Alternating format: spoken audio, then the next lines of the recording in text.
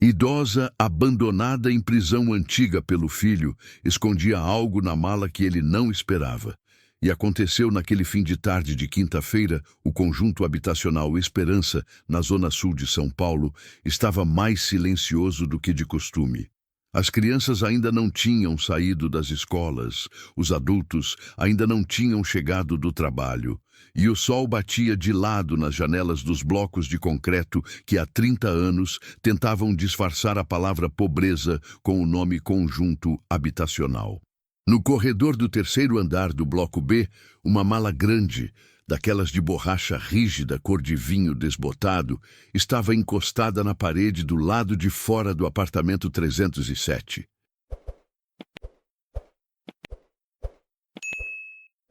Do lado dela, sentada numa cadeirinha de plástico branca que ela mesma tinha trazido do interior do apartamento porque as pernas já não aguentavam tanto tempo em pé, estava Dona Cecília dos Santos, 78 anos, cabelos brancos presos numa trança fina que descia até a nuca, o vestido florido lavado e passado com cuidado naquela manhã, e os olhos pretos e quietos, olhando para o elevador que não chegava. Dentro do apartamento, o filho dela, Marcelo dos Santos, 51 anos, caminhava de um lado para o outro da sala com o celular na mão, respondendo mensagens, assoviando baixinho uma música que ele mesmo não saberia dizer o nome. A nova namorada, Patrícia, 38 anos, dobrava toalhas na cozinha com aquela eficiência silenciosa de quem reorganiza um espaço que acabou de se tornar seu. Eles estavam juntos há 8 meses. Ela tinha se mudado para o apartamento há 3 semanas. E naquela tarde, a mala de Dona Cecília tinha aparecido no corredor sem que ninguém tivesse dado uma explicação decente sobre como ela tinha chegado ali. "Mãe, a gente já conversou sobre isso", disse Marcelo quando abriu a porta e encontrou a mãe sentada na cadeirinha. Ele falou com aquele tom de quem está repetindo algo pela 10ª vez, sem conseguir ocultar o cansaço. "O quarto não está mais disponível. Você sabe disso." Dona Cecília não respondeu imediatamente.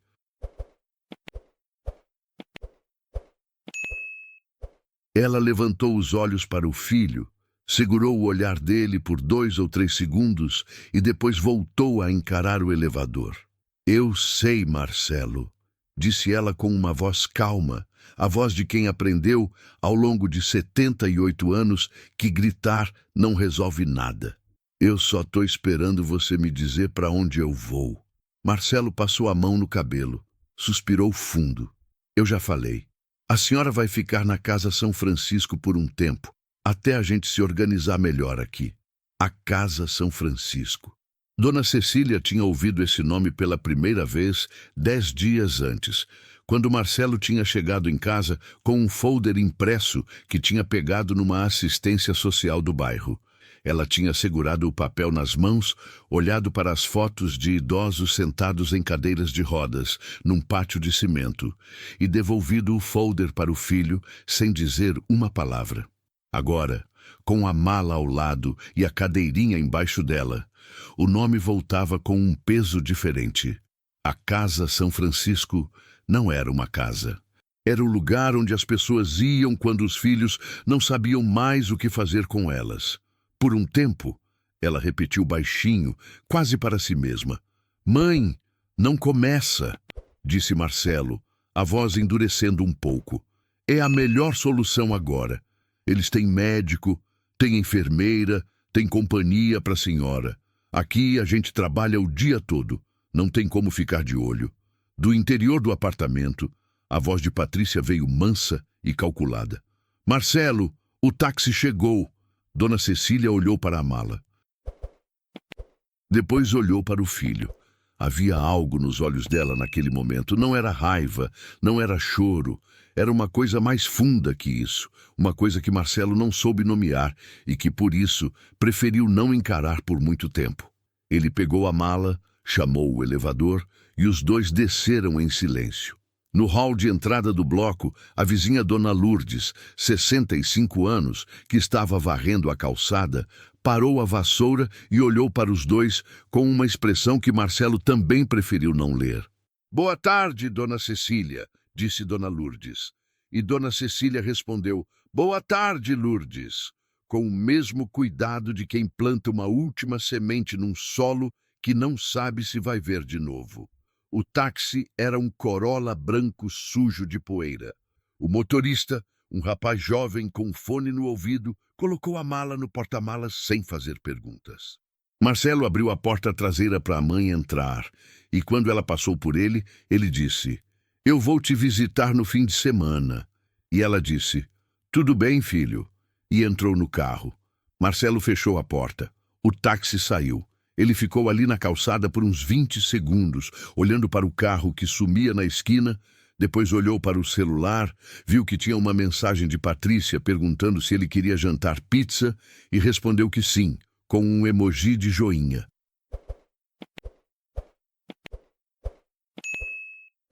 Dentro do táxi, Dona Cecília colocou a bolsa de couro marrom no colo e ficou olhando pela janela para a cidade que passava. São Paulo estava barulhenta e indiferente como sempre. Motocicletas entre os carros, vendedores ambulantes nos sinais, crianças correndo no canteiro central de uma avenida que não tinha sido feita para crianças correrem. Ela não chorou, não naquele momento. Apenas olhou para tudo com os mesmos olhos quietos e guardou, como quem guarda uma conta a pagar para outro dia. A mala no porta-malas pesava mais do que uma mala comum deveria pesar. O motorista tinha notado isso quando a colocou no carro, mas não perguntou nada. Não era da conta dele. Se essa história já está mexendo com você, se inscreva no canal agora e ative o sininho para não perder nenhum capítulo. Deixe nos comentários de qual cidade você está assistindo isso. A Casa São Francisco ficava num bairro que São Paulo tinha esquecido de terminar.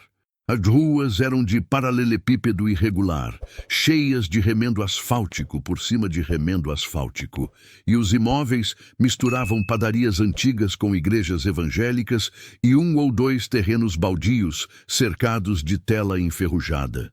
A casa em si era um sobrado de 2 andares, pintado de amarelo claro, com uma placa de metal azul na entrada e um portão de ferro preto que rangeu quando o motorista buzinou. Uma funcionária com jaleco branco abriu o portão sem sorrir e indicou que o táxi podia entrar no pequeno pátio interno. Dona Cecília desceu devagar, se apoiando no batente do carro. A funcionária, que depois ela soube chamar Roseli, 40 anos, cabelos curtos, olhos rápidos de quem avalia idosos com a eficiência de quem está sempre com pressa, pegou a mala do porta-malas com um esforço que deixou claro que esperava algo mais leve. "A senhora é Cecília?" ela perguntou. "Cecília dos Santos?" Dona Cecília disse que sim. "Pode me seguir", disse Roseli, e entrou. O interior da Casa São Francisco era aquilo que o folder prometia, e ao mesmo tempo não era nada do que o folder mostrava.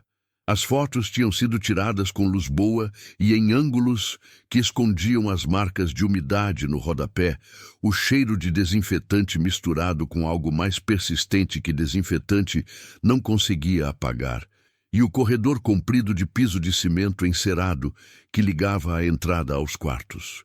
Havia um pátio interno com 3 bancos de madeira pintados de verde, uma televisão grande no salão comum e um jardim de inverno com vasos de plástico onde algumas samambaias sobreviviam com teimosia. Era funcional. Era limpo no sentido burocrático da palavra. Mas não era um lugar que alguém escolheria estar. "Esse é o seu quarto", disse Roseli, parando na porta do quarto 6, no fundo do corredor. Era um quarto pequeno com 2 camas de solteiro, uma janela alta que dava para o muro lateral, um guarda-roupa de madeira compensada e uma mesinha de cabeceira com uma lâmpada. Na outra cama, uma senhora dormia de lado com a boca entreaberta e o cobertor até o queixo. "Essa é Dona Aparecida", disse Roseli em voz baixa. "Ela dorme muito, não é problema." Dona Cecília entrou no quarto, olhou para a cama, olhou para a janela, olhou para a mala que Roseli tinha colocado no chão. Tem chave no quarto? Ela perguntou. Roseli fez uma pausa de um segundo, o tipo de pausa que diz muito sem dizer nada. Os quartos não têm chave, ela respondeu. Mas a senhora pode guardar objetos de valor na recepção. Não precisa, disse Dona Cecília. Roseli deixou um papel com os horários das refeições, explicou que o café da manhã era às 7, o almoço ao meio-dia, o jantar às 18h30, e que havia uma enfermeira no plantão de segunda a sexta e um plantonista nos fins de semana. Depois saiu e fechou a porta com cuidado de quem sabe que barulho demais acorda sentimentos que dormem. Dona Cecília ficou parada no meio do quarto por um tempo que ela mesma não soube medir. Depois sentou na borda da cama, colocou a bolsa de couro marrom ao lado dela e olhou para a mala. A mala ficou olhando de volta com aquele silêncio pesado que objetos guardam quando são carregados com muita coisa. Ela não a abriu naquele momento. Apenas passou a mão sobre a tampa de borracha com um gesto que parecia confirmar que o que estava dentro ainda estava lá. Na cama do lado, Dona Aparecida roncou baixinho e se mexeu um pouco. Tinha 83 anos, como Dona Cecília descobriria depois, e estava na Casa São Francisco há 2 anos. A filha morava em Campinas, visitava no Natal e no aniversário da mãe, às vezes. Tinha prometido tirar a mãe de lá quando a situação financeira melhorasse. A situação nunca melhorava. Naquela primeira noite, Dona Cecília não conseguiu dormir antes das 2 da manhã. Ficou ouvindo os sons da casa, os passos do plantonista no corredor, o resmungo de alguém em outro quarto, o barulho de uma moto na rua lá fora, uma sirene de ambulância que passou longe e sumiu. São Paulo de noite é uma cidade que nunca para completamente de fazer barulho, como se tivesse medo do próprio silêncio. Ela conhecia esse barulho. Tinha vivido nessa cidade por 46 anos. Tinha criado 2 filhos nessa cidade, enterrado um marido nessa cidade, trabalhado por 32 anos como costureira nessa cidade. E agora a cidade estava do lado de fora de uma janela alta, num quarto que não era dela, e o filho que ela tinha criado estava jantando pizza com a namorada no apartamento onde ela tinha morado por 18 anos. Quando o sono veio, foi um sono raso, cheio de imagens que não chegavam a ser pesadelos, mas que também não deixavam descansar. De manhã, quando a campainha do refeitório tocou às 7 em ponto, Dona Cecília já estava acordada, vestida, com o cabelo trançado e a bolsa de couro marrom no colo. Pronta. Para o quê? Ela mesma não saberia dizer, mas pronta. Havia uma rotina na Casa São Francisco que funcionava como uma correia de transmissão, movia as horas para frente sem que ninguém precisasse empurrar com muita força. Café às 7, medicação às 8, atividade no salão às 10, almoço ao meio-dia, descanso, lanche às 3, televisão no salão, jantar, silêncio. Nos primeiros 3 dias, Dona Cecília participou de tudo com aquela pontualidade educada de quem respeita as regras de uma casa que não é sua.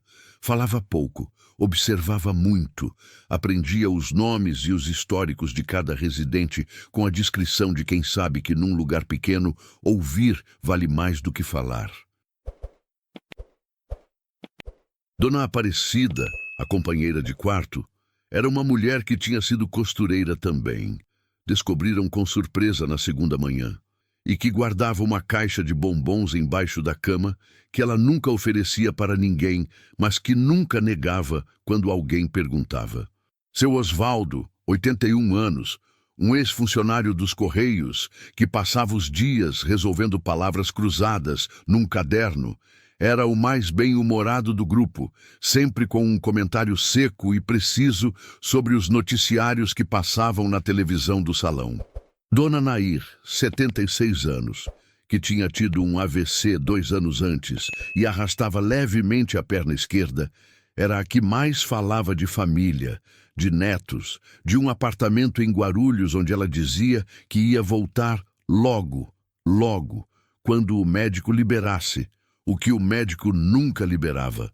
No quarto dia, depois do jantar, quando Dona Aparecida já dormia e o corredor estava quieto, Dona Cecília abriu a mala pela primeira vez desde que tinha chegado. Ela fez isso devagar, com aquela atenção de quem abre algo que não pode ser fechado da mesma forma depois. O fecho de metal clicou 2 vezes. A tampa levantou. E o que estava dentro não era o que uma mala de idosa costuma guardar. Havia roupas, sim, dobradas com cuidado nas camadas de cima, mas sob as roupas, embrulhados em pano de algodão azul, amarrado com barbante, havia pastas. 3 pastas de papelão duro, do tipo que se compra em papelaria, com elástico ao redor. E entre as pastas, numa caixinha de sapato forrada com jornal dobrado, havia dinheiro. Não uma quantia pequena, uma quantia que Dona Cecília tinha levado anos para juntar, sacando sempre em dinheiro vivo do banco, nunca de uma vez, sempre de valores que não chamassem atenção, guardando em diferentes lugares do apartamento onde ela tinha morado, e que agora, toda reunida, representava algo que Marcelo, se soubesse, não acreditaria que a mãe era capaz de acumular. Mas o dinheiro não era o mais importante. As pastas é que importavam. Ela abriu a primeira pasta e passou os olhos pelos documentos que já conhecia de memória. Escritura de um terreno de 500 metros quadrados em Mogi das Cruzes, que o marido dela, seu Antônio dos Santos, tinha comprado em 1987 e registrado em nome dos dois. Antônio tinha morrido em 2009, de infarto, numa quarta-feira de manhã, enquanto tomava café. O terreno tinha ficado para ela. Ela nunca tinha contado para Marcelo. Não por maldade, mas porque conhecia o filho o suficiente para saber que, se ele soubesse, o terreno teria deixado de ser dela muito antes de ela precisar dele. A segunda pasta tinha extratos de uma caderneta de poupança em nome dela, aberta numa agência do Bradesco no centro de São Paulo. Uma caderneta que ela tinha cuidado com a mesma discrição que tinha cuidado do terreno. A terceira pasta tinha algo diferente. Cartas, não cartas comuns. Eram cartas que ela tinha escrito e nunca enviado. Algumas para o filho, algumas para ela mesma, algumas endereçadas a pessoas que já tinham morrido. Escritas num papel de carta florido que ela comprava num bazar perto da antiga casa, com a letra miúda e inclinada de quem aprendeu a escrever num tempo em que cada letra tinha peso. Ela fechou as pastas, fechou a mala, fez o fecho de metal clicar 2 vezes de novo. Depois ficou sentada na borda da cama, com as mãos no colo por um longo tempo. Lá fora, uma chuva fina tinha começado a cair sobre São Paulo, daquelas chuvas que a cidade recebe em junho, com uma frieza que parece pessoal, e as gotas batiam na janela alta do quarto com um ritmo mole e persistente. O que ela tinha que decidir agora era uma coisa que ela já sabia no fundo, desde antes de entrar naquele táxi, mas saber e fazer são coisas que moram em casas diferentes. Marcelo apareceu no sábado. Chegou às 4 da tarde, 45 minutos depois do que tinha prometido, usando uma camiseta polo azul marinho e carregando uma caixa de goiabada e um pacote de biscoito de polvilho, que era o que ele achava que toda avó queria receber de visita. Roseli o levou até o salão comum, onde Dona Cecília estava sentada, numa cadeira perto da janela, lendo um livro de bolso que Dona Aparecida tinha emprestado. "Mãe", disse Marcelo, com aquele sorriso que ele usava quando precisava que as coisas corressem bem. "Como está sendo?" Dona Cecília fechou o livro, colocou sobre a mesinha ao lado e olhou para o filho. "Tô bem", disse ela. Simples assim, sem acusação, sem ironia, sem o peso emocional que Marcelo claramente tinha se preparado para receber. Essa resposta simples, ele notou, o deixou mais desconfortável do que teria ficado se ela tivesse chorado. Ele se sentou na cadeira do lado, colocou a caixa de goiabada na mesinha, olhou ao redor do salão, para os outros idosos, para a televisão ligada no volume alto com um programa de auditório, para as paredes pintadas de bege com quadros de paisagens tropicais que tinham sido escolhidos por alguém que achava que idosos precisam de palmeiras e pôr do sol. Tá razoável o lugar, né? Ele disse. Melhor do que eu esperava. É um lugar, disse Dona Cecília. Marcelo abriu o pacote de biscoito de polvilho e ofereceu para ela. Ela pegou um biscoito e comeu devagar. Ele pegou um também. Por um tempo, os dois ficaram ali mastigando biscoito de polvilho num salão onde uma televisão gritava e a chuva de junho batia nas janelas. A Patrícia mandou abraço, disse Marcelo. Dona Cecília não respondeu a isso. Mãe, eu precisava de espaço para... Marcelo! A voz dela não foi alta, não foi dura. Foi apenas firme, o tipo de firmeza que faz a outra pessoa parar instintivamente. Eu não preciso de explicação. Você já explicou. Ele ficou quieto, olhou para as mãos. Depois perguntou se ela precisava de alguma coisa, se tinha faltado algum remédio, se a comida estava boa. Ela foi respondendo com cuidado, sem mentir, mas sem dar mais informação do que ele tinha perguntado. Sim, a comida era simples.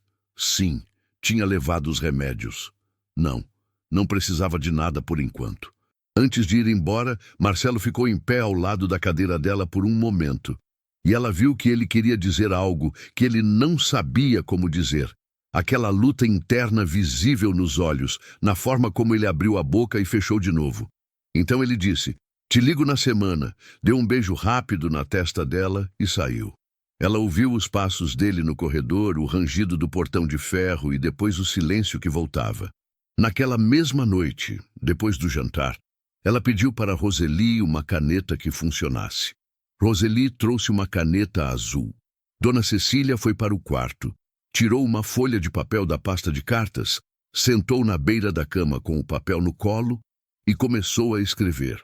Não era uma carta sentimental, era uma lista, nomes, endereços, telefones, coisas que precisavam ser feitas em ordem, começando pela mais urgente. Ela não era uma mulher que ficava esperando que as coisas se resolvessem sozinhas. Nunca tinha sido. Naquela semana, Dona Cecília e Dona Aparecida começaram a conversar de verdade. Não as conversas educadas do refeitório ou as trocas rápidas antes de dormir, mas aquelas conversas compridas que acontecem quando duas pessoas estão no mesmo quarto pequeno por dias seguidos e descobrem que têm mais em comum do que parecia. Dona Aparecida tinha nascido em Franca, no interior de São Paulo, filha de um sapateiro e de uma lavadeira. Tinha se casado aos 19 anos, tido 3 filhos e trabalhado como costureira por 40 anos, o que a ligava a Dona Cecília de uma forma que elas reconheceram com o sorriso discreto de quem encontra um sinal familiar num lugar estranho. O marido dela tinha morrido de câncer em 2015. A filha tinha se casado com um engenheiro e se mudado para Campinas. Os 2 filhos homens tinham desaparecido para aquela categoria vaga de minha vida não deu o que eu esperava, que é o jeito que as mães às vezes usam para não dizer que os filhos foram embora e não voltaram. Você acha que eles vão nos tirar daqui algum dia? Perguntou Dona Aparecida numa tarde de quarta-feira, enquanto as duas dobravam roupas recém-lavadas que a casa devolvia às quartas. Ela fez a pergunta sem drama, com a objetividade de quem já considerou todas as respostas possíveis e quer saber qual a outra pessoa escolhe. Depende, disse Dona Cecília. De quê? Do que a gente fizer enquanto está aqui. Dona Aparecida olhou para ela com aquele olhar de quem está avaliando se a resposta é filosofia barata ou se tem alguma coisa real embaixo. Decidiu que tinha alguma coisa real. O que você está fazendo?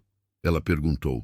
Dona Cecília dobrou uma blusa floral com cuidado e colocou na pilha. Resolvendo o que precisa ser resolvido, disse ela simplesmente. Naqueles dias, ela tinha pedido para Roseli deixar usar o telefone fixo da recepção durante 15 minutos toda manhã, depois do café.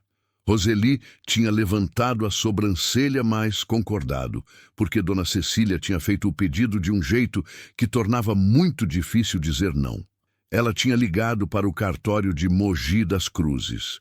Tinha ligado para um advogado, cujo nome ela tinha copiado de um panfleto que tinha visto na parede da sala de espera de uma UBS 2 anos antes. Um advogado que fazia atendimento a idosos em vulnerabilidade. Tinha ligado para a assistência social do bairro onde ela tinha morado. E tinha ligado para alguém mais, um número que ela tinha memorizado e que não estava escrito em lugar nenhum. Nenhuma dessas ligações tinha durado mais do que 5 minutos. Mas cada uma delas tinha movido alguma coisa que estava parada. Você não parece uma pessoa que veio aqui para ficar, disse Dona Aparecida numa noite, já com a luz apagada, as duas deitadas no escuro, com o barulho da cidade lá fora. Não vim para ficar, disse Dona Cecília. O seu filho sabe disso? Houve uma pausa. Depois Dona Cecília disse, ele vai saber. Não. O nome dele era Cláudio Menezes. E ele tinha um escritório no 3º andar de um sobrado da Rua Vergueiro que dividia espaço com uma clínica de fisioterapia no térreo e um contador no 2º andar. A plaquinha de metal dourado na porta era discreta, do tipo que não chama a atenção de quem passa na rua, mas que quem precisa encontra. Cláudio tinha 55 anos, cabelos grisalhos cortados curtos, óculos de armação fina e uma voz pausada que ele tinha desenvolvido ao longo de 15 anos de advocacia voltada ao direito do idoso, uma área que a maioria dos advogados jovens considerava pouco glamurosa e que ele considerava a mais importante que existia. Ele tinha chegado nessa especialidade depois de ver a própria mãe, em 2008, ser convencida pelo irmão mais velho a assinar uma procuração, que, na prática, tirou dela o controle sobre o apartamento que tinha sido dela durante 40 anos. O processo legal que se seguiu durou 3 anos. A mãe não viveu para ver o fim. Cláudio atendia casos de idosos em situação de vulnerabilidade desde então, às vezes pro bono, às vezes por honorários reduzidos, com uma secretária chamada Flávia, que filtrava os telefonemas com a eficiência de quem faz isso há muito tempo e que conhecia, por experiência, quais ligações mereciam ser passadas imediatamente e quais precisavam esperar. Quando Dona Cecília ligou pela 2ª vez, na manhã de uma quarta-feira, falando com aquela clareza objetiva que ele raramente encontrava em novos clientes, Flávia passou a ligação sem hesitar. A senhora tem a escritura do terreno em nome do casal? Ele perguntou, depois de ouvir o resumo da situação. Tenho. Original. Com firma reconhecida. E o registro em cartório está atualizado? Fiz a atualização em 2019. Tenho o protocolo. Houve uma pausa, onde ele estava claramente anotando. Dona Cecília ouvia o som da caneta no papel e esperava com paciência. E a caderneta de poupança, a senhora tem acesso a ela de onde está? Tenho o cartão e a senha. A agência fica a 3 quarteirões da Casa São Francisco. Dona Cecília, ele disse então, com aquele tom que separava a parte técnica da parte humana. A senhora tem consciência plena do que quer fazer com tudo isso? Não estou duvidando da senhora. Pergunto porque preciso ter certeza antes de prosseguir, por protocolo e por respeito. Tenho consciência, ela disse. E então explicou, com a mesma clareza com que tinha descrito os documentos, o que pretendia fazer. Não era simples. Não era movido por raiva. Era um plano que ela tinha estruturado mentalmente durante anos, ajustado durante as semanas na Casa São Francisco, e que agora tinha chegado ao momento de ser posto em prática.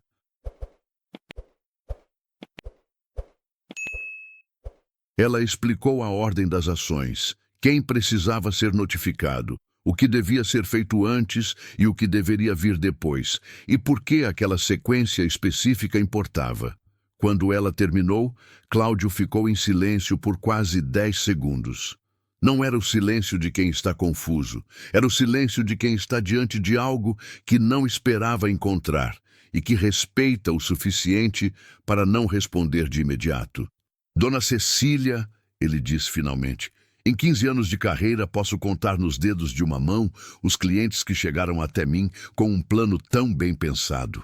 Eu tive muito tempo para pensar, ela disse, sem ironia e sem vaidade, apenas como fato. Tudo o que a senhora propõe é legalmente possível, ele confirmou. Vai demandar algumas semanas de trabalho, documentação e cartório, mas não há impedimento legal. Quanto tempo exatamente? Sem obstáculos imprevistos, 3 semanas. Possivelmente 4. Pode ser em 3, disse Dona Cecília. Cláudio notou algo na voz dela naquele momento. Não era pressa, não era ansiedade. Era uma determinação quieta que tinha a textura de algo que veio de muito longe e que não aceitava mais adiamento. Faço o possível para 3, disse ele. Ele foi pessoalmente à Casa São Francisco na sexta-feira seguinte, num fim de tarde de céu carregado, que ameaçava chuva, mas que ainda não tinha decidido cair. Chegou de carro, estacionou na rua, entrou com a pasta preta e o caderno de couro debaixo do braço. Roseli o recebeu com aquela desconfiança profissional que pessoas que cuidam de idosos vulneráveis desenvolvem diante de estranhos que chegam com documentos. Mas a documentação de Cláudio era impecável e Dona Cecília tinha avisado sobre a visita, de modo que ele foi levado até a salinha de reuniões sem maiores dificuldades. A salinha era pequena, com cheiro de ar fechado e uma janela que dava para o pátio interno. Tinha uma mesa retangular com 4 cadeiras de madeira e um quadro com foto de flores do campo na parede. Dona Cecília já estava lá quando Cláudio entrou, sentada à mesa com as mãos cruzadas sobre a bolsa de couro marrom, as costas retas, os cabelos brancos trançados com cuidado. Ela tinha pedido para passar a tarde na salinha com a justificativa de que estava esperando uma visita, e Roseli tinha concordado porque Dona Cecília tinha o dom de pedir as coisas de um modo que tornava o não uma resposta que exigia mais esforço do que o sim.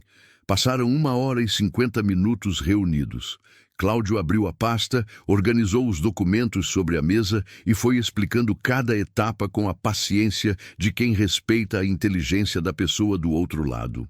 Dona Cecília ouvia, fazia perguntas precisas, pedia que ele repetisse ou reformulasse quando algo não estava claro e assinava o que precisava ser assinado com uma letra firme que desmentiu qualquer expectativa de tremor que ele pudesse ter tido.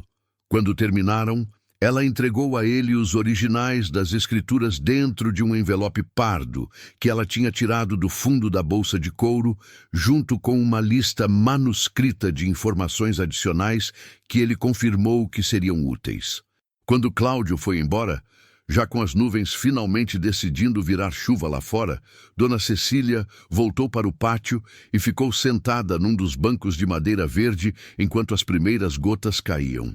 Ela ficou ali por mais tempo do que seria razoável para uma mulher de 78 anos, sentada sob chuva em junho, e Roseli veio até a porta para chamá-la antes que molhasse demais.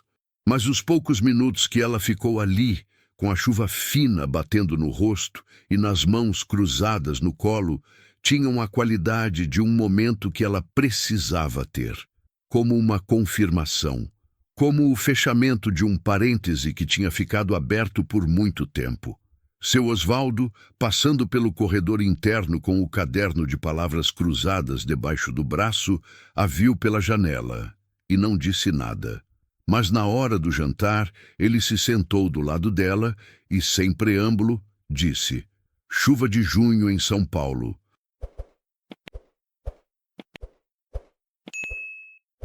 Não tem coisa mais teimosa. Ela riu. Foi um riso pequeno, mas real. E Osvaldo achou que era a coisa mais bonita que ele tinha ouvido naquela semana. Eram 10h23 da manhã de uma terça-feira, quando o número do escritório de Cláudio Menezes apareceu no celular de Marcelo. Ele estava numa reunião com a equipe de logística da empresa, onde trabalhava como supervisor de operações. Uma sala de vidro no 12º andar de um prédio corporativo na Berrine, com café na mesa e um slide de planilhas na tela do projetor. Ele olhou para o número desconhecido, pensou em ignorar, olhou de novo e decidiu que um número de São Paulo que ligava 2 vezes em menos de 10 minutos provavelmente merecia ser atendido. Saiu da sala com aquele gesto de desculpas universais que as pessoas fazem em reuniões. Um aceno com a mão, os lábios formando um minutinho, e foi para o corredor de vidro que separava as salas dos escritórios do andar. "Quem fala?", disse ele, com o tom seco de quem não tem muito tempo. "Boa tarde, Sr. Marcelo. Meu nome é Cláudio Menezes. Sou advogado. Estou ligando porque represento sua mãe, a Sra. Cecília dos Santos." Houve uma pausa daquelas que não são de silêncio, são de reconfiguração mental. O cérebro de Marcelo parou de pensar em planilhas de logística e migrou para um território completamente diferente, com aquela desorientação leve de quem troca de assunto rápido demais. "Minha mãe tem advogado?", disse ele. "Passou a ter, sim. Estou ligando para cumprir o protocolo de notificação formal ao senhor enquanto parente de 1º grau. Foi dado início ao processo de transferência de titularidade de um imóvel localizado no município de Mogi das Cruzes, registrado em nome da minha cliente após o falecimento de seu marido, Antônio dos Santos, em 2009. Sua mãe optou por... Espera. A voz de Marcelo mudou num segundo. Perdeu o tom corporativo e ficou com outra coisa, mais crua, mais pessoal. Que terreno? Que transferência? Minha mãe não tem nenhum imóvel em Mogi das Cruzes. Tem sim, senhor. Desde 1987, quando o imóvel foi adquirido pelo casal e registrado em cartório. O silêncio que se seguiu foi diferente do anterior. Era o silêncio de quem está tentando encaixar uma informação que não cabe na estrutura que tinha construído. Marcelo ficou de costas para a parede de vidro do corredor, olhando para o carpete cinza claro, sem ver o carpete. Do lado de dentro da sala, ele podia ver pela vidraça seus colegas continuando a reunião sem ele. "Quanto vale esse terreno?", ele perguntou, e a pergunta saiu com uma pressa que ele notou apenas depois de falar. Esse tipo de informação é obtida junto ao cartório de registro de imóveis ou com um avaliador imobiliário. Não compete a mim fornecer avaliações. Para quem ela está transferindo? Prefiro que os detalhes pessoais da decisão da minha cliente sejam explicados por ela mesma. Estou ligando apenas por protocolo. Caso queira conversar sobre aspectos estritamente legais, posso marcar uma consulta. Ela pode fazer isso sozinha, ela tem capacidade legal para... Sua mãe tem plena capacidade civil, disse Cláudio, e havia uma firmeza medida nessa frase, não agressiva, mas absolutamente clara. Nenhuma avaliação médica ou judicial indica qualquer comprometimento. A decisão é dela, tomada com orientação jurídica adequada. A ligação terminou alguns minutos depois, com cordialidade profissional de parte a parte. Marcelo ficou parado no corredor por um tempo que ele depois não soube quantificar. Podia ter sido 2 minutos, podia ter sido 5. A reunião continuava do outro lado do vidro. O café na mesa ia esfriando. Ele olhava para o celular na mão com a sensação específica de quem acha que conhecia bem uma história e acaba de descobrir que havia um capítulo inteiro que nunca foi mostrado. Ele ligou para a mãe imediatamente. Ela atendeu no segundo toque com uma voz que não tinha nenhuma surpresa, como se tivesse esperado a ligação naquele exato horário. "Oi, filho. Mãe, o que está acontecendo? Um advogado me ligou dizendo que tem um terreno em Mogi das Cruzes que... Eu sei o que ele disse, Marcelo. Eu mandei ele ligar. Você tem um terreno que eu nunca soube?" "Tenho. Desde quando?" "Desde 1987. Seu pai comprou. Ficou para mim quando ele morreu." Michael, Marcelo fez o percurso mental daquela informação e a distância que ela percorria era longa. 1987. Ele tinha 8 anos em 1987. O pai tinha morrido em 2009. Durante 16 anos, depois da morte do pai, a mãe havia guardado essa informação como se fosse uma semente que precisava do momento certo para ser plantada. "Por que você nunca me contou?" ele perguntou, e a voz tinha perdido a tensão executiva e ficado com algo mais exposto. "Porque eu precisava ter uma coisa que fosse só minha", disse ela. "Simples, direta, sem acusação e sem pedido de desculpa. Uma coisa que ninguém decidisse por mim." O barulho do corredor corporativo entrou naquela pausa. Alguém passou por Marcelo comentando algo com um colega, vozes que não tinham nada a ver com nada. Ele esperou que passassem. "A gente precisa conversar sobre isso direito", disse ele. "Precisamos", ela concordou. "Pode vir me visitar quando quiser." A ligação terminou. Marcelo voltou para a reunião, pediu desculpas pela demora, retomou o assunto das planilhas. Mas durante o resto daquela manhã, enquanto falava de prazos e fornecedores e rotas de entrega, havia uma parte do cérebro dele funcionando em paralelo, repassando 42 anos de convívio com a mãe e procurando, em cada memória, os sinais que ele tinha deixado passar. Marcelo chegou à Casa São Francisco na quarta-feira às 3 da tarde, sob um sol de junho que aquecia sem convencer. Dessa vez, sem presentes. Vinha apenas com ele mesmo e com as perguntas que tinham passado a noite anterior acumulando dentro dele enquanto ele tentava dormir e não conseguia. Patrícia tinha percebido a agitação dele na cama e perguntado o que havia, e ele tinha dito coisa do trabalho, porque era a resposta mais fácil de dar para algo que ele ainda não sabia nomear completamente. Roseli o recebeu na entrada com a mesma objetividade de sempre e o levou ao salão.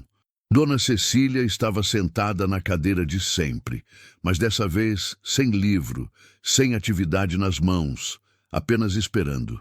Ela devia saber que ele viria naquele dia, e Marcelo entendeu isso quando a viu, aquela postura de quem não foi pego de surpresa por nada. Ele sentou na cadeira da frente. Os dois ficaram se olhando por um segundo, como dois jogadores que reconhecem que estão num jogo diferente do que achavam estar, mas que ainda precisam de um momento para entender as novas regras.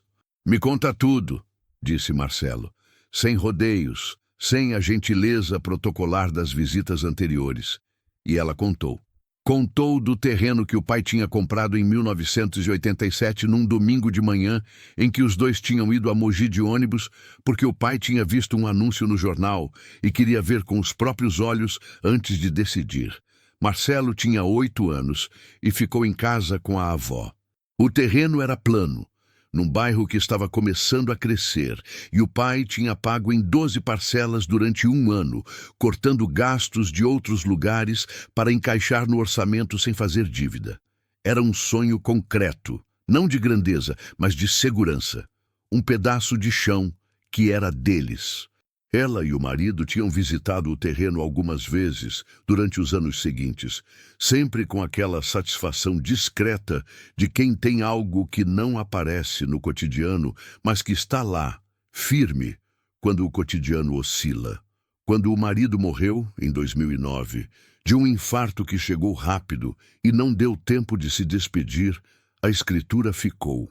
Ela foi ao cartório, atualizou o registro e guardou o documento junto com as outras coisas importantes que ela mantinha numa pasta dentro do guarda-roupa do quarto, embaixo de um cobertor de lã que ninguém mais usava. Ela não contou para os filhos porque conhecia os filhos. Não porque fossem pessoas ruins, porque eram humanos, e os humanos, quando sabem que existe algo de valor, tendem a começar a organizar o futuro daquilo antes que o momento certo chegue. Contou então da poupança. Começou a guardar uma parte da pensão todo mês depois que o marido morreu. Às vezes R$ 100, às vezes 200, nunca mais do que 300 de uma vez, o suficiente para não aparecer como falta no orçamento da casa, mas o suficiente para crescer devagar com paciência de quem planta árvore, sabendo que não vai sentar na sombra no mesmo mês. Durante 14 anos, aquilo tinha crescido. Ela nunca tinha tirado um centavo. Tinha renovado a caderneta 3 vezes em agências diferentes para não criar um histórico concentrado. Sabia exatamente quanto havia lá. Marcelo ouviu tudo isso com o rosto cada vez mais imóvel. Não era frieza. Era o tipo de imobilidade que acontece quando o cérebro está reprocessando uma versão de pessoa que guardou por décadas e descobre que a versão real tem camadas que nunca foram abertas. Aquela mulher de 78 anos, de cabelos brancos e vestido florido, que ele tinha colocado numa mala, num corredor de apartamento 3 semanas atrás, como se fosse uma questão logística a resolver, havia guardado dentro de si, com a calma de quem sabe esperar, uma autonomia inteira que ele nunca havia enxergado porque nunca havia procurado. E o terreno? Ele perguntou quando ela terminou. A voz estava diferente agora, mais baixa. Tô transferindo para uma associação de moradia em Mogi das Cruzes, disse ela. Uma organização que ajuda famílias a construir casa em terrenos doados. Tem uma lista de espera de 2 anos. O Cláudio me colocou em contato com eles. Marcelo ficou olhando para ela. Ela ficou olhando para ele. Do salão chegava o som abafado da televisão num volume que ninguém havia reduzido. Lá fora, um caminhão passou na rua com o motor alto e sumiu. Você está doando um terreno para estranhos, disse Marcelo. Não era uma pergunta, era uma tentativa de organizar a realidade em palavras. Para pessoas que precisam de um lugar para viver, ela corrigiu com suavidade. Isso não é estranho, isso é necessário. Mãe, esse terreno vale dinheiro, vale muito dinheiro. Você tem ideia de quanto vale uma área de 500 metros em Mogi hoje? Tenho sim, mandei avaliar. Sei exatamente quanto vale. E você está doando? Estou. Marcelo se levantou da cadeira e foi até a janela. Ficou de costas para ela por um momento, olhando para o pátio de cimento onde 2 idosos conversavam num banco. Depois voltou e sentou de novo. Havia nele uma luta visível, não de raiva exatamente, mas de algo mais complexo que raiva. Era o desconforto de quem achou que estava no controle de uma situação e descobriu que nunca esteve. Você devia ter me contado sobre essas coisas, disse ele. A voz tinha saído menor do que ele pretendia. Devia? Ela disse, e o tom era genuinamente interrogativo, não retórico. Era uma pergunta real. Marcelo, você me colocou numa mala e me mandou embora numa tarde de quinta-feira. Você nem perguntou se eu queria ir. A frase caiu no ar do salão e ficou lá. Nenhum dos dois a tocou por um momento. Não foi assim, disse Marcelo, mas a voz não tinha convicção suficiente para sustentar a frase. Foi assim, disse ela, sem crueldade, com a precisão cirúrgica de quem está descrevendo um fato. Não tô dizendo isso para machucar você. Tô dizendo porque é verdade e porque a gente precisa falar a verdade se quiser continuar se entendendo. Marcelo olhou para as mãos. Ficou quieto por um tempo longo. Dona Nair passou pela porta do salão, arrastando levemente a perna esquerda, olhou para os dois com discrição e continuou. Seu Osvaldo entrou, viu a tensão no ar, pegou o controle remoto da televisão e reduziu o volume sem que ninguém pedisse. E a poupança? Disse Marcelo finalmente. A poupança eu vou usar do jeito que achar certo. Para quê? Dona Cecília abriu levemente a bolsa de couro marrom, tirou de dentro uma folha dobrada em 4, desdobrou devagar e colocou sobre a mesa entre os dois. Era uma lista, escrita com aquela letra miúda e inclinada dela, com tópicos numerados. Marcelo olhou para o papel, leu, releu, e quando terminou de ler, ficou em silêncio por um tempo ainda maior do que antes. O que estava escrito naquela lista não era o que ele esperava. De jeito nenhum. A lista tinha 7 itens. Marcelo leu cada um deles com aquela atenção desconfortável de quem lê algo que redefine o que achava saber. O primeiro item dizia: reformar o banheiro do apartamento da Lourdes. O segundo, pagar a faculdade do Lucas por 2 semestres. O terceiro, ajudar a Aparecida a contratar um advogado. O quarto, montar um fundo de emergência pessoal de 6 meses. O quinto, dar entrada num quarto de pensão perto do Brás. O sexto, comprar uma máquina de costura nova. E o sétimo dizia apenas respirar. Marcelo ficou olhando para a lista sem conseguir articular imediatamente uma resposta. Cada item tinha um peso diferente e ele precisou de um momento para entender quem eram as pessoas dos primeiros itens. Lourdes é a vizinha do bloco, ele disse. Lourdes tem um banheiro que vaza faz 3 anos, disse Dona Cecília. O síndico não resolve. Ela não tem dinheiro para pagar pedreiro. Eu sei porque a gente conversava toda manhã quando eu descia para pegar o correio. E Lucas, o filho da Lourdes, 21 anos, passou no vestibular para engenharia no ano passado e trancou porque não tinha como pagar. Ela me contou isso chorando uma tarde na calçada. Ela parou um segundo e depois acrescentou: você estava em casa naquela tarde. Passou por nós dois com o celular na mão. Marcelo não disse nada a isso.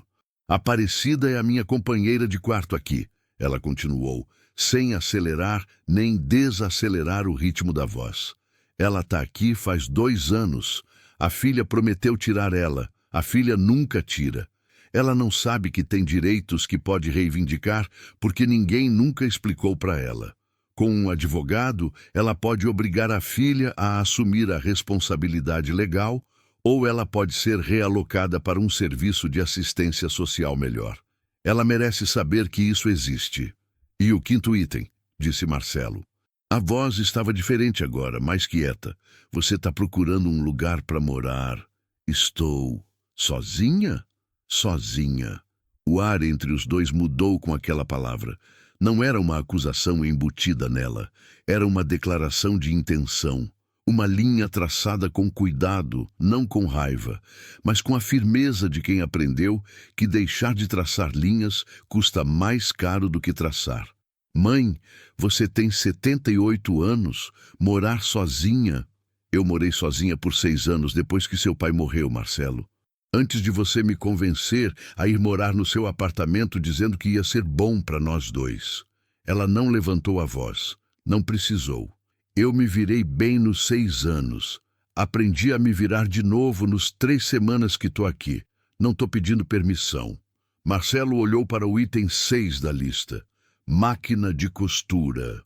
Trabalhei 32 anos com costura. Sei fazer o que sei fazer. Tem costureiras autônomas que trabalham por conta de casa, fazem conserto, ajuste de roupa, confecção simples. Conheço o trabalho. Com 78 anos... Com 78 anos e as mãos que ainda funcionam, ela disse, e estendeu as mãos sobre a mesa entre os dois como uma espécie de prova objetiva. As mãos de Dona Cecília tinham marcas de décadas de trabalho. Dedos firmes, juntas levemente engrossadas pela artrite que ela controlava com medicação, mas que ainda se moviam com uma precisão que desmentiu qualquer argumento que ele pudesse construir. Marcelo olhou para as mãos da mãe por um momento longo. Depois, olhou para o item 7 da lista. Respirar, ele leu em voz alta. Isso é para mim, disse ela simplesmente. Havia algo naquela palavra, no contexto daquela lista toda, que chegou em Marcelo de um jeito que os outros itens não tinham chegado, porque os outros itens eram sobre fazer. Esse era sobre existir, sobre o direito elementar de existir sem que a existência de alguém precise ser justificada pela utilidade que tem para outro. Ele dobrou a lista devagar e devolveu para ela. Ela guardou na bolsa de couro marrom. Os dois ficaram em silêncio por um tempo que teve a qualidade de algo necessário. Não o silêncio do conflito, mas o silêncio de quem está digerindo uma verdade que chegou tarde, mas chegou. Eu errei, disse Marcelo. As palavras saíram com dificuldade, com aquela dificuldade específica de quem raramente as usa e por isso não tem prática no caminho que elas percorrem antes de sair.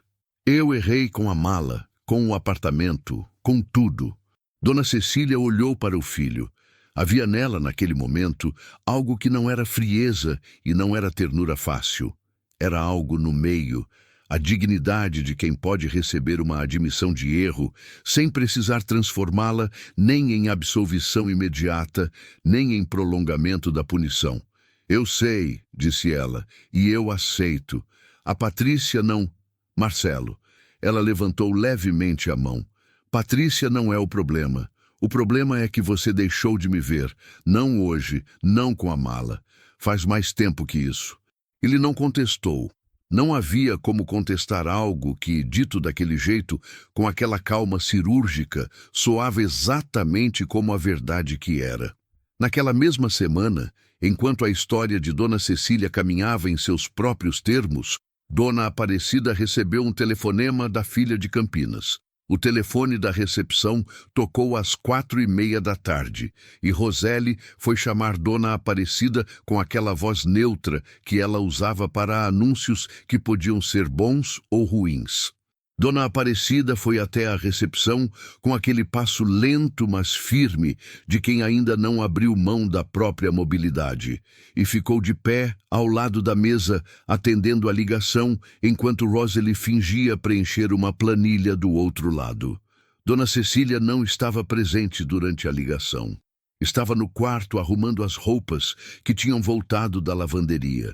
Mas ela viu Dona Aparecida quando a mulher voltou, e o que viu no rosto dela não precisava de palavras para ser entendido.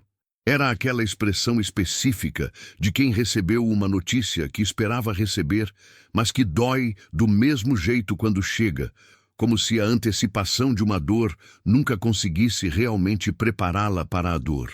Dona Aparecida se sentou na beira da cama, colocou as mãos no colo e ficou olhando para o chão por um tempo. Depois levantou os olhos para Dona Cecília e disse: "A Simone falou que esse ano não vai poder trazer eu para Campinas no aniversário." Dona Cecília parou de dobrar a roupa. O que ela disse exatamente? Que o Pedro mudou de emprego e estão num momento difícil financeiramente, e que com as crianças no colégio ficou complicado de vir buscar e depois levar. Dona Aparecida falou com uma voz plana, sem drama, do jeito de quem está recitando os argumentos do outro porque os memorizou na hora em que os ouviu. Ela disse que me liga no dia do aniversário. Seu aniversário é quando? Daqui a 21 dias. Dona Cecília ficou olhando para a companheira de quarto com aquela atenção que não era pena, porque pena diminui quem recebe, mas que era presença, do tipo que reconhece o peso da coisa e não faz de conta que ele é menor do que é. Depois foi até a cama, sentou do lado de Dona Aparecida e ficou quieta com ela por um tempo. Não disse que ia ficar tudo bem. Não disse que a filha com certeza tinha suas razões. Ficou ali, que às vezes é tudo que uma pessoa precisa.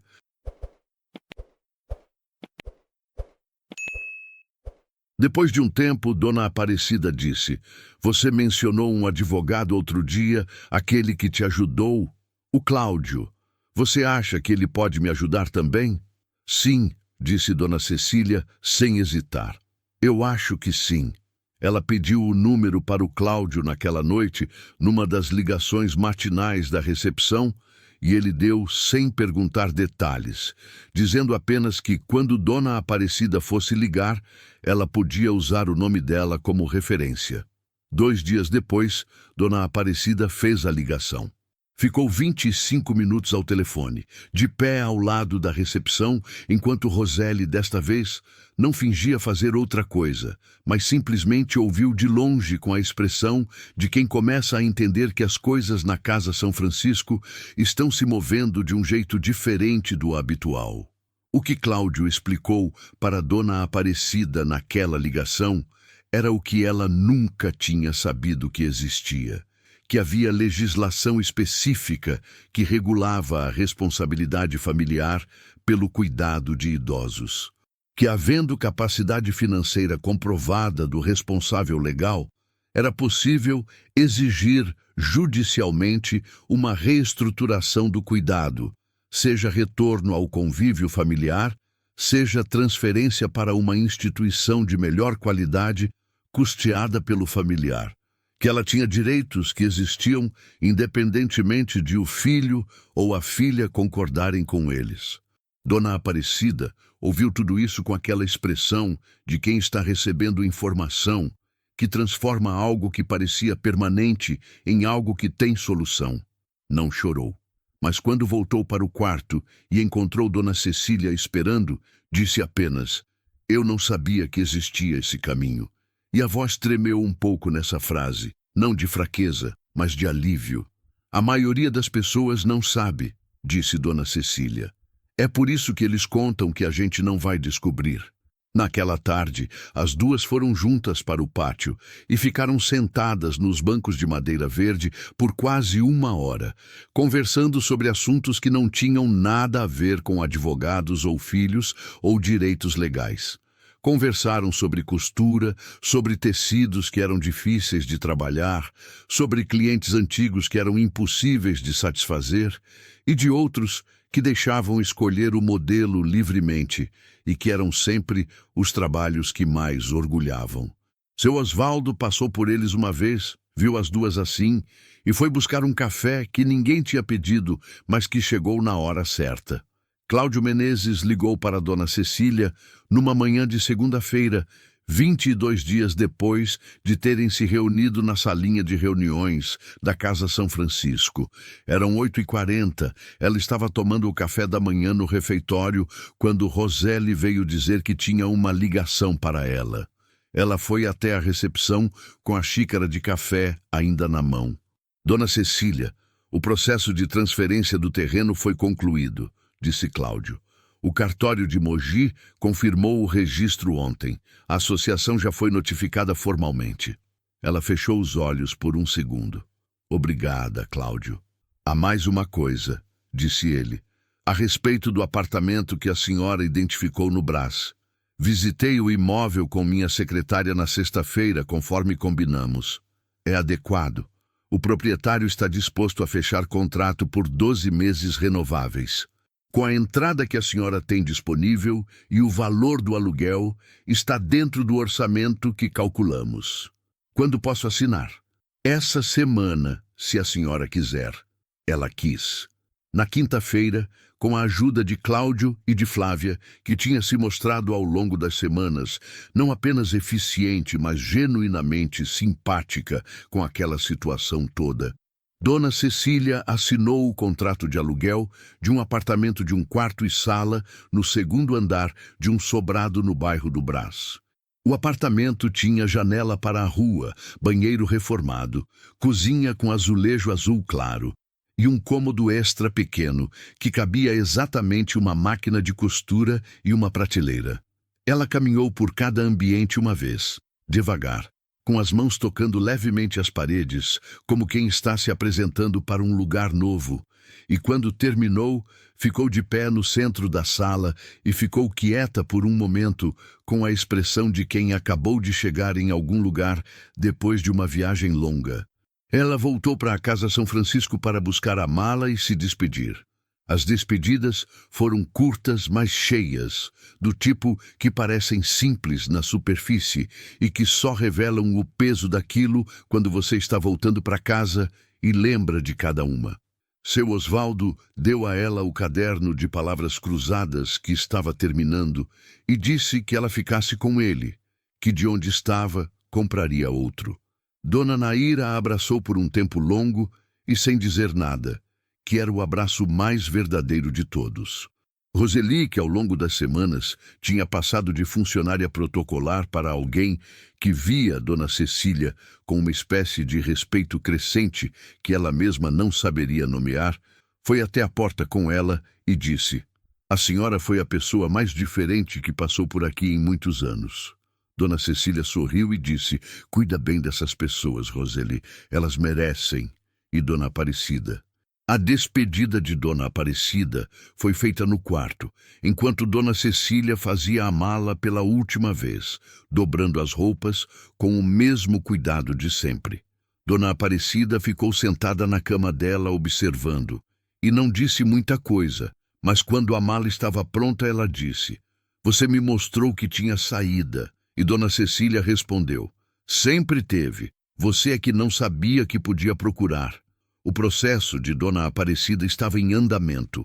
Cláudio tinha assumido o caso com os mesmos honorários reduzidos. A filha de Campinas havia sido notificada formalmente. Havia uma audiência marcada. Na calçada da rua, com a mala ao lado, Dona Cecília esperou o táxi que Cláudio tinha chamado. O sol batia direto naquela hora. Um sol de São Paulo que às vezes esquece que é inverno e resolve aparecer de verdade. E ela fechou os olhos por um segundo e deixou o calor pousar no rosto com a abertura de quem recebe algo que é bom sem ter que justificar por que é bom. O táxi chegou. O motorista colocou a mala no porta-malas sem esforço. Ela entrou. O carro saiu. Dessa vez, olhando pela janela para a cidade que passava, São Paulo com seu barulho e sua indiferença e sua grandeza desorganizada, ela não estava catalogando. Estava chegando. 3 semanas depois, numa tarde de sábado, Marcelo tocou a campainha do apartamento do Brás. Ele tinha o endereço porque a mãe tinha mandado por mensagem, numa tarde de semana, numa mensagem curta que dizia apenas o endereço e pode vir quando quiser. Ele tinha esperado alguns dias para não parecer nem ansioso demais, nem indiferente demais, e tinha chegado num sábado às 2 da tarde com uma sacola de pão de queijo que sabia que ela gostava. A porta abriu. Dona Cecília usava um avental sobre o vestido florido, tinha farinhas nas mãos e cheirava a café. Atrás dela, no cômodo que dava para a sala, uma máquina de costura nova ocupava a prateleira com a dignidade de uma ferramenta que sabe que vai ser bem usada. Em cima da mesa da cozinha havia um tecido cortado pela metade, alfinetes e um caderno de anotações aberto numa página com medidas escritas naquela letra miúda e inclinada. "Entra!" disse ela. Ele entrou. Ficou de pé no centro da sala, olhando para o apartamento com a expressão de quem estava tentando encontrar o tom certo para tudo o que precisava dizer e não achava. O apartamento era pequeno, mas arrumado com aquele cuidado que não precisa de dinheiro para existir. As janelas abertas, as cortinas claras, um vaso com uma planta verde na soleira, os livros empilhados no canto com um critério que só ela entendia. "A senhora está bem aqui", disse ele. Não era uma pergunta, era uma constatação dita com uma voz que tinha mais de um sentimento embutido. "Tô", disse ela, e foi para a cozinha buscar o café. Marcelo ficou andando devagar pela sala, olhando as coisas com aquele cuidado de quem está em território novo e quer entender antes de opinar. Na parede havia um quadro pequeno, uma foto em preto e branco de um homem e uma mulher jovens numa praça que ele reconheceu como sendo seu Antônio e sua mãe num domingo, de não sabia que ano, ela com um vestido claro e ele com uma camisa de manga comprida, os dois rindo de algo fora do quadro. Ele ficou diante da foto por um tempo. "Eu nunca vi essa foto", disse ele quando ela voltou com o café. "Eu guardei ela por muitos anos", disse ela, colocando a xícara sobre a mesa. Esse apartamento pareceu o lugar certo para pendurar. Eles se sentaram, tomaram café, comeram o pão de queijo que ele tinha trazido. Então Marcelo disse a coisa que tinha planejado dizer desde antes de sair de casa. A frase que tinha ensaiado no carro, na escada, e que mesmo assim saiu diferente do ensaio quando chegou a hora real. "Mãe, eu não quero que a gente fique assim." Ela o olhou com aqueles olhos pretos e quietos. "Assim como? Distantes, separados por tudo que aconteceu." Ela colocou a xícara na mesa com calma. "A gente não tá separada, Marcelo. A gente tá em lugares diferentes. Isso é diferente de estar separada. Eu podia ajudar." "Você pode", ela concordou. "Mas ajudar não é decidir por mim. Ajudar é estar presente quando eu pedir." Ele assentiu. Ficou quieto por um momento, olhando para a mesa, para as mãos dela sobre a xícara, para a máquina de costura que ele via pelo canto do olho, através da porta aberta do cômodo ao lado. "O que é que tem nessa mala?" ele perguntou de repente. A mala estava encostada na parede, ao lado do guarda-roupa. com o mesmo aspecto que sempre teve, aquela borracha rígida cor de vinho desbotado. Ela levantou os olhos para ele e depois para a mala. Ficou assim por um segundo, com aquela expressão de quem está avaliando se o momento está certo. Depois se levantou, foi até a mala, abriu o fecho de metal com 2 cliques, levantou a tampa. As roupas estavam na camada de cima, dobradas com cuidado. Ela as tirou e colocou do lado. Embaixo estavam as pastas de papelão duro, as 3. Ela as colocou sobre a cama e abriu a terceira, a das cartas. "Senta aqui", disse ela. Ele se levantou da cadeira e foi sentar na beira da cama ao lado dela. Ela tirou um maço de folhas de papel florido da pasta presas por um elástico rosa e começou a passar as folhas devagar, uma por uma, como quem folheia um álbum de família. Eram cartas. Ele viu o nome dele em algumas, viu o nome do irmão que tinha morrido jovem, viu o nome do pai. E havia outras, endereçadas a pessoas que ele não conhecia, e outras ainda sem endereço nenhum, apenas texto, a letra miúda e inclinada, cobrindo as folhas de ponta a ponta. "São coisas que eu nunca falei", disse ela. "Coisas que escrevi porque precisava que existissem em algum lugar, mesmo que ninguém lesse." Marcelo olhou para o maço de cartas, com aquela atenção que vem de quando algo te atinge num lugar que você não sabia que estava exposto. "Você escreveu cartas para mim que não me mandou?" "Escrevi." "Por quê?" Ela pensou por um segundo, com os olhos nas cartas, e depois disse: "Porque às vezes, o que você precisa dizer não é o que o outro está pronto para ouvir. Então você escreve, e guarda, e espera o momento certo." Ela olhou para ele. "Acho que o momento chegou." Ela tirou uma das cartas do maço.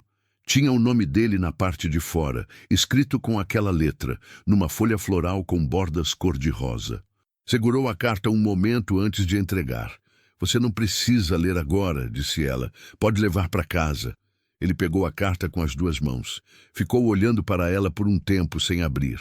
Depois levantou os olhos para a mãe com uma expressão que tinha, naquele momento, algo que ele raramente deixava aparecer. Aquela vulnerabilidade específica dos adultos quando se lembram, por um segundo, de que um dia foram crianças e de que a pessoa do lado foi a primeira que os amou. "Eu devia ter perguntado como você estava", disse ele. A voz estava baixa. "Antes de tudo, eu devia ter perguntado." "Sim", disse ela sem adoecer a verdade. "Devia. Me perdoa?" Ela ficou olhando para o filho por um tempo que teve a qualidade de algo real. Não de novela, não de reconciliação fácil, mas de 2 pessoas que têm uma história comprida e que estão escolhendo conscientemente o que carregar dela para frente. Então ela colocou a mão sobre a mão dele, devagar, com aquele peso simples de uma mão de 78 anos sobre uma mão de 51, e disse: "Já perdoei antes de você perguntar, mas fico feliz que você perguntou." Ficaram ali por um tempo, mãe e filho, no apartamento do Brás, com janela aberta e café frio na mesa e uma máquina de costura nova no cômodo ao lado. São Paulo barulhava do lado de fora com toda a sua indiferença habitual. Mas lá dentro, naquele momento, havia algo que o barulho da cidade não chegava a cobrir. A mala estava aberta. As pastas, as cartas, o envelope de algodão azul, tudo que ela tinha carregado em silêncio por anos estava ali, visível, sem ser mais segredo. Não porque ela tivesse perdido o controle do que era seu, mas porque, finalmente, o momento estava certo. E ela sempre soube esperar o momento certo. Se essa história mexeu com você, do jeito que mexeu com a gente ao escrever, se inscreva no canal agora, ative o sininho e deixe seu like. Cada inscrito nos ajuda a continuar trazendo histórias como essa. E nos conta nos comentários de qual cidade você está assistindo. Até a próxima história.